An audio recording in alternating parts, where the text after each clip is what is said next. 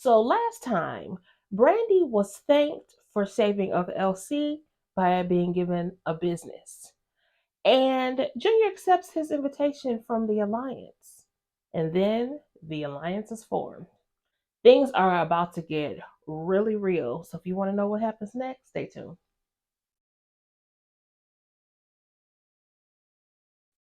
Hey, y'all. Welcome back and welcome back to my channel. This is Lighten Up with Letitia. I'm Letitia, your host, and you know why we're here. We're here to talk about The Family Business Season 5, and this is episode 6, and it is called Crossing Boundaries. So we start off with Donna, who is contemplating the news that she was given last time. She was given the task of taking out Miss Ruby. And so she's seriously considering it. Junior comes in, he's like, Ma, you're not going to do this. She's like, who do you think you're talking to? This is crazy. Now, she is just now fostering this relationship with her.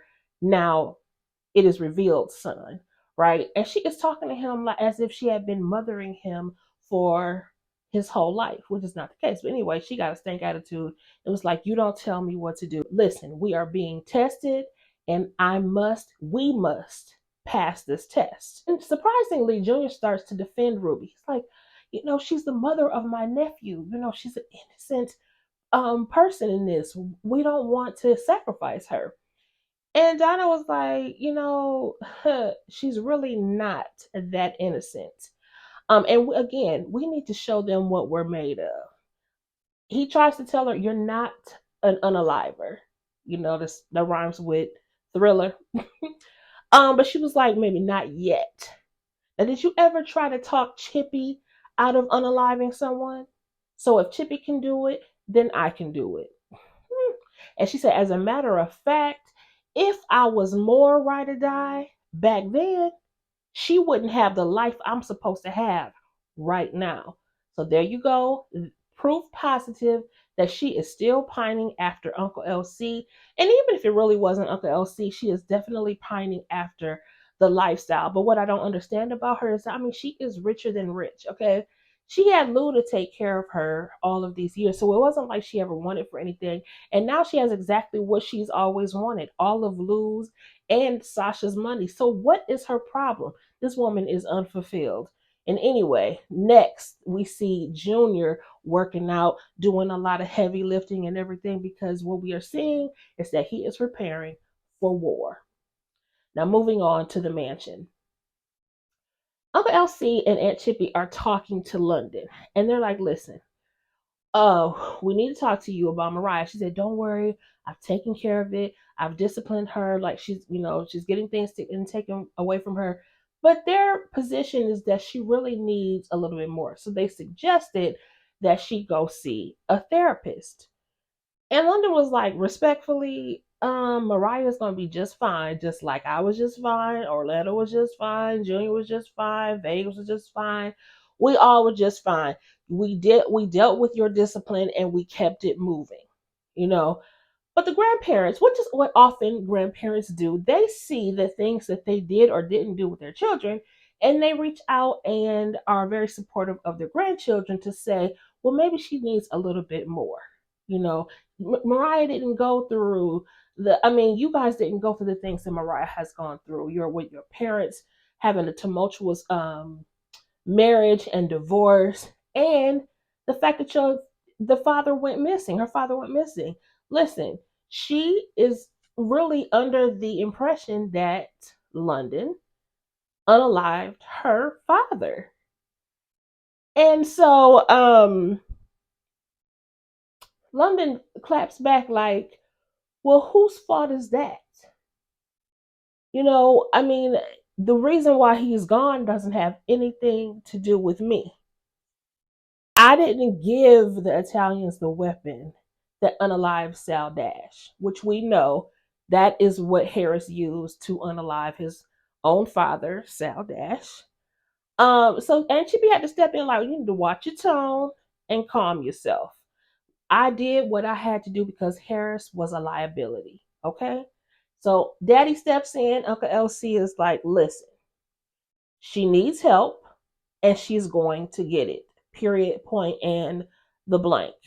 And London's like, so you really want somebody to tell our deep, dark secrets to? And so he says, listen, I have someone that we can actually trust. And then Aunt Chippy adds, or can be easily eliminated. Now, see, that's exactly what London is talking about.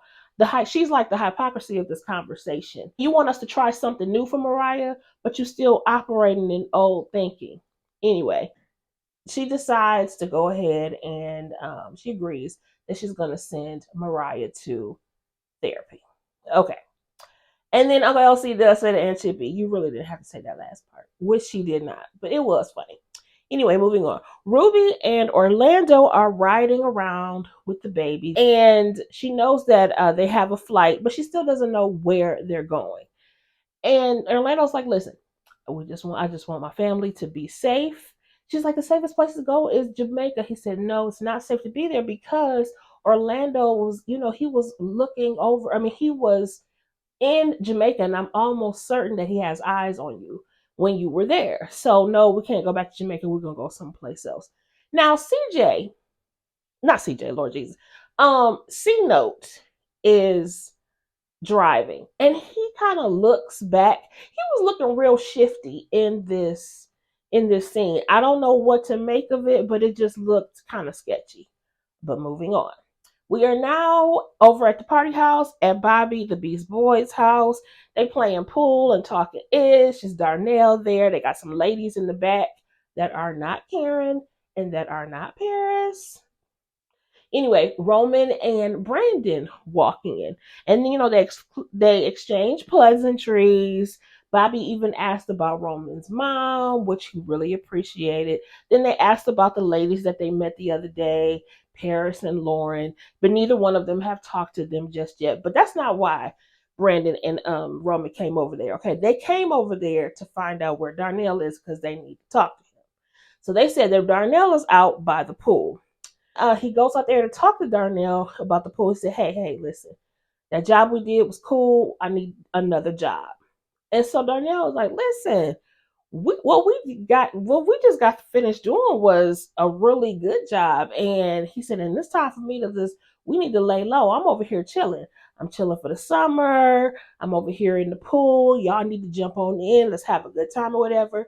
But Roman was like, listen, but I need to take care of some things for my mom. I need to make sure that she gets her surgery. She needs a transplant. And so I need some more money.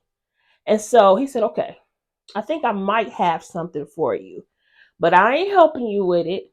And I want 10% as a finder's fee. So they agreed. Darnell's going to give him the information later on. And then they decide to go ahead and party in the pool because there was some ladies in the pool for them to chill with. Now, we see a scene where someone is driving and they drive past the welcome to Louisiana sign. Then we pan to a man who is on the rooftop. He sees a vehicle that's approaching his home. He grabs his gold, I was going to call it gold plated, but his gold piece of steel, and he heads out to meet them.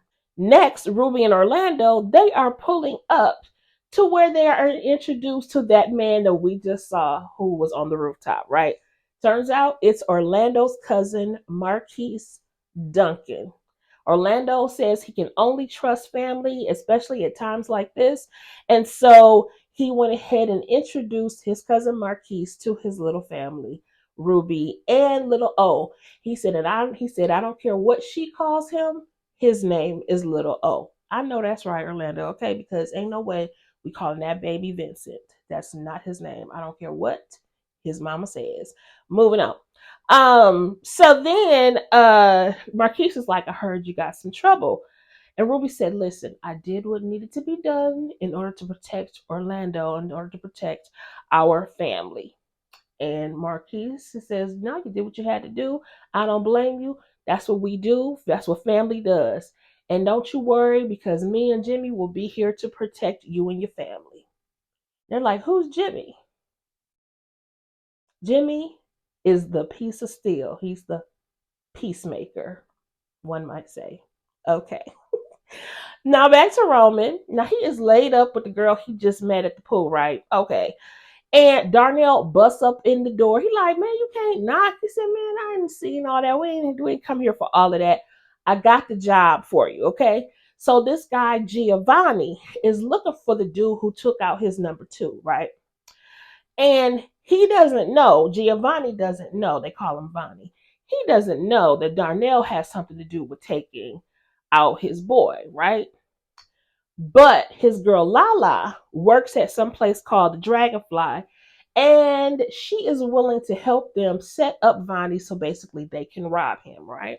So that's the job for them to be able to rob Vonnie. But he's like, listen. He warned him there can be no F ups when it comes to this, okay? Because Vonnie is always strapped. He's a big dog, and you're gonna really need to be careful. Be on your P's and Q's about this. You know, one thing I thought was really interesting was that they always talking so freely in front of these women. I'm like, you don't know who they could be. But evidently they do not give a care, and these women are pretty ride or die, I guess. Okay, anyway, moving on. We see Brother Minister who approaches Brother Junior. And he's like, I'd like to have a word with you. He said, I just want to let you know that you've stepped into your leadership role. I'm really proud of you. I know your dad will be proud of you. I know it's some crazy circumstances right now, but he will be very proud of your leadership. Um, and the Brotherhood is backing you, and because I have my people backing you, I have some concerns. Junior's asking him, hey, are you trying to pull out? No, no, no. We can work with you, but the one thing we really can't stand for is you unaliving a black woman and who's also a mother. So basically, he has a concern about Donna being tasked to take out Ruby because women and children are off the table.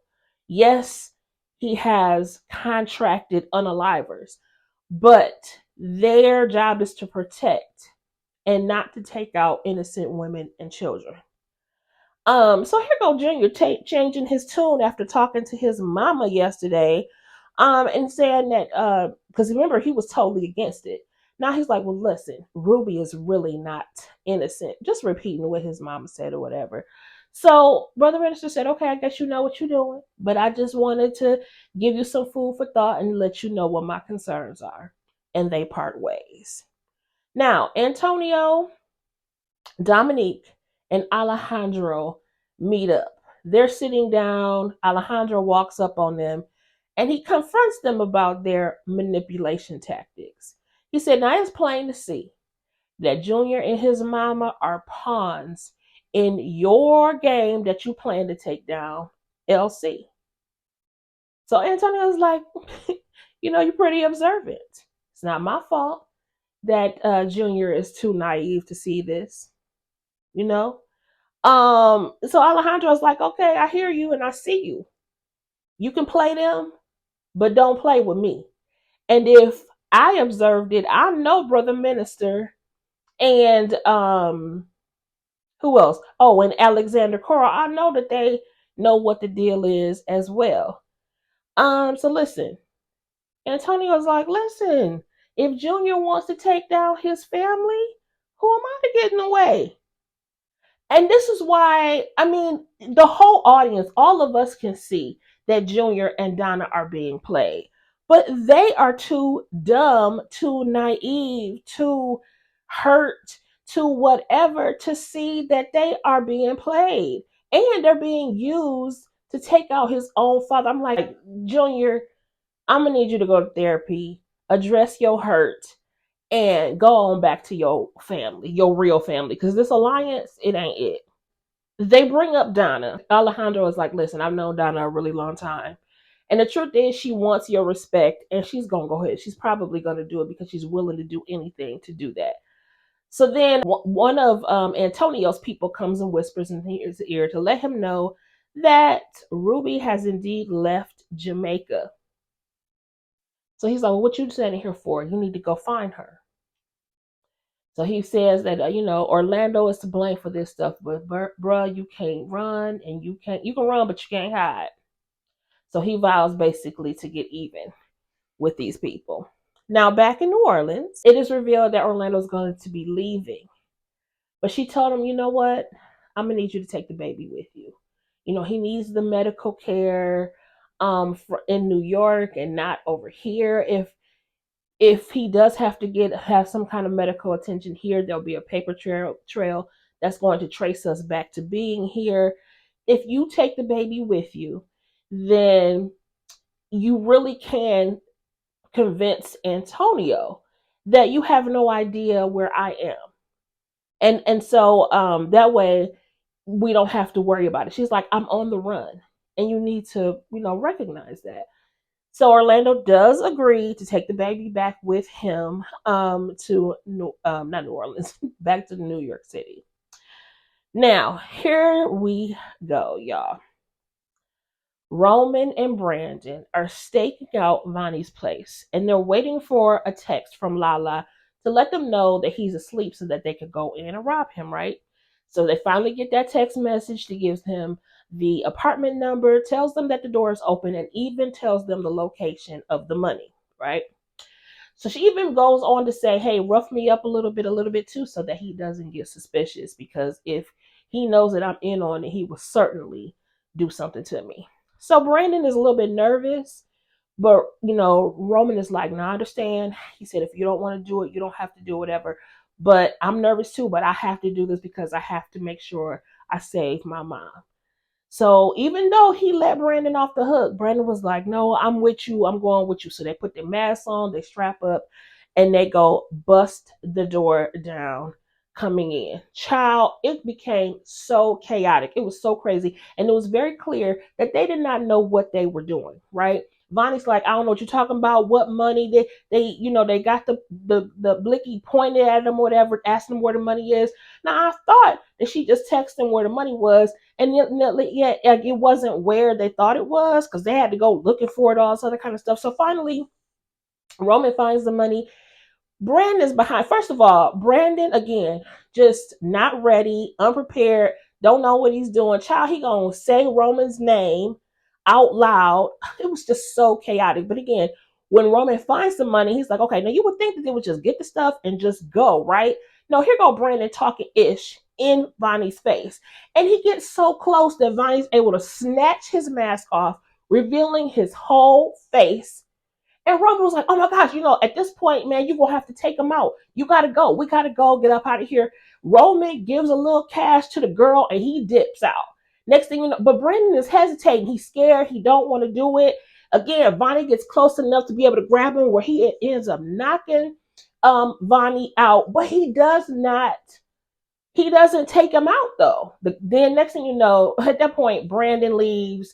Or right before he leaves though, why does he grab Vonnie's watch? This old shiny watch, he takes it off, runs. Finally, the girl runs off too, and they're gone. But baby, no.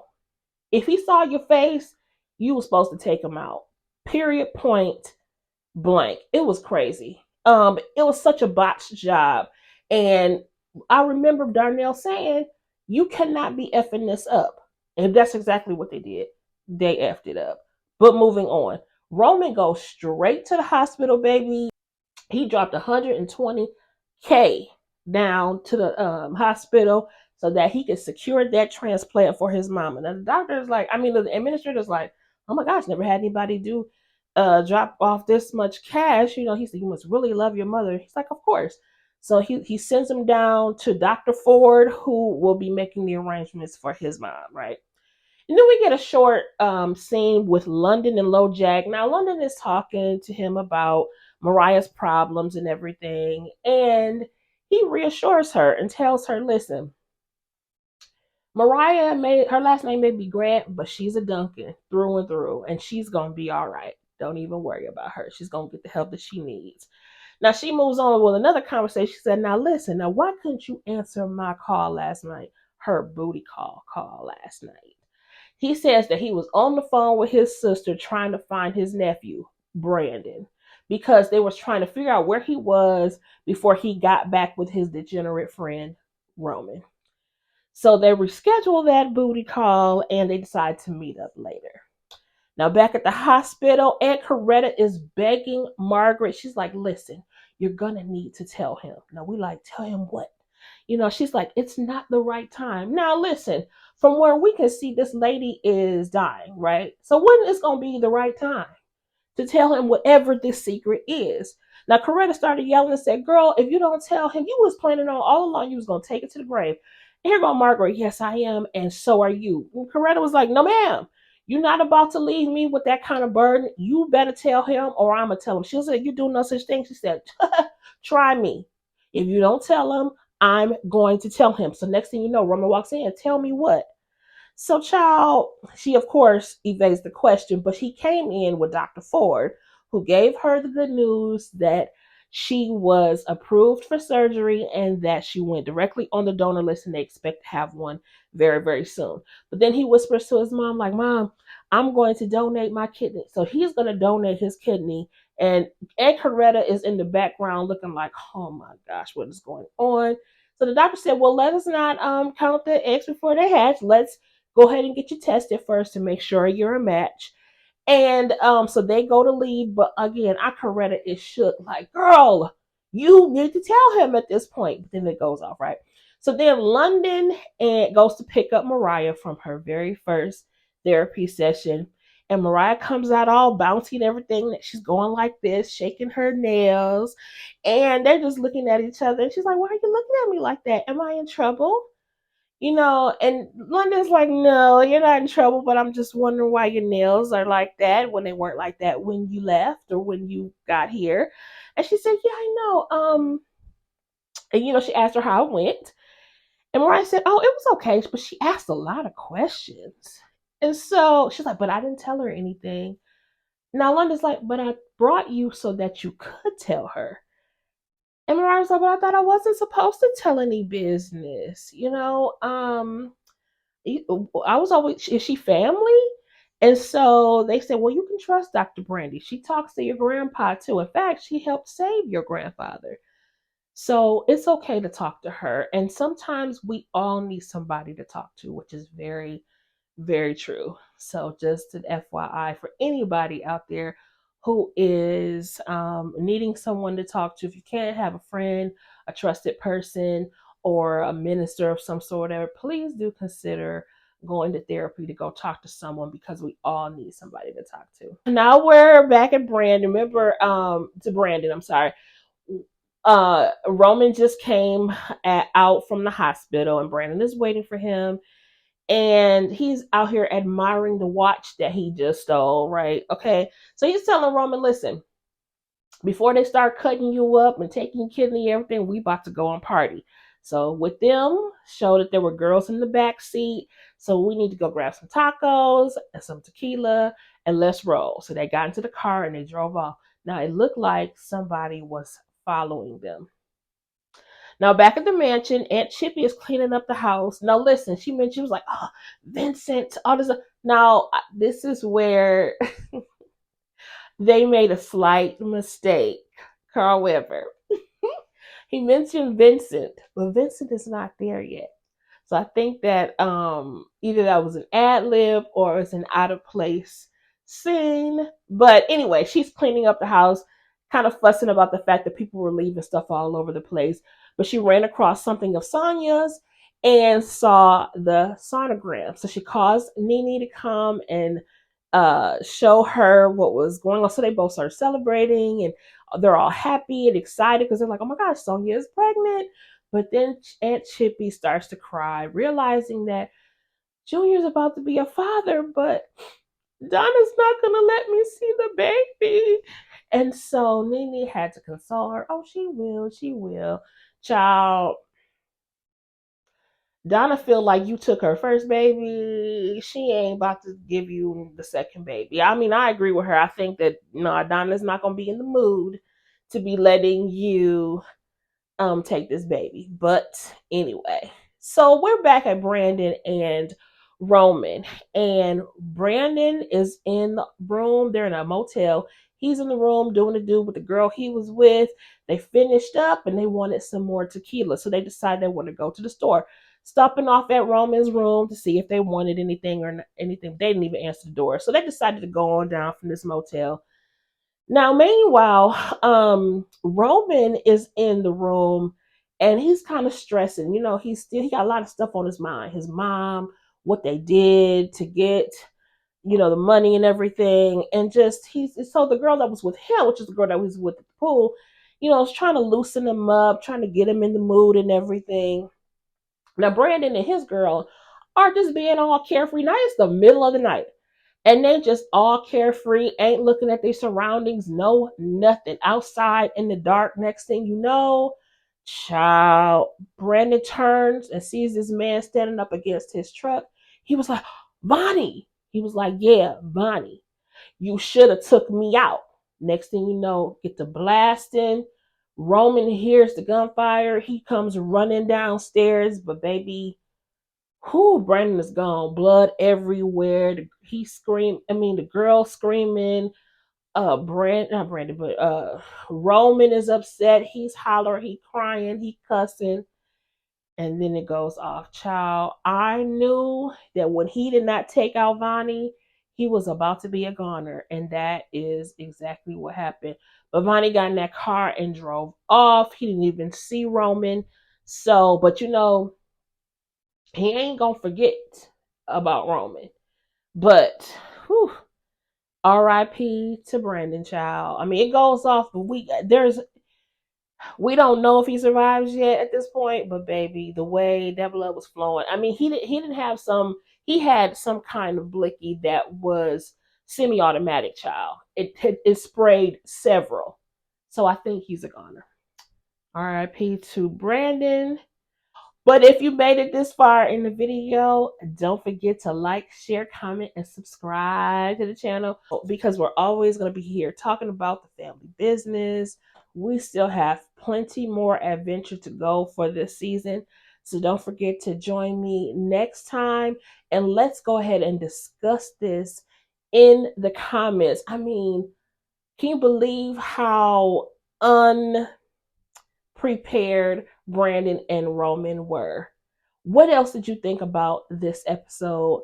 Tell me your thoughts. Tell me what you think is going to happen next with Junior and how things are going to play out with Sonia. So anyway, until next time, holla.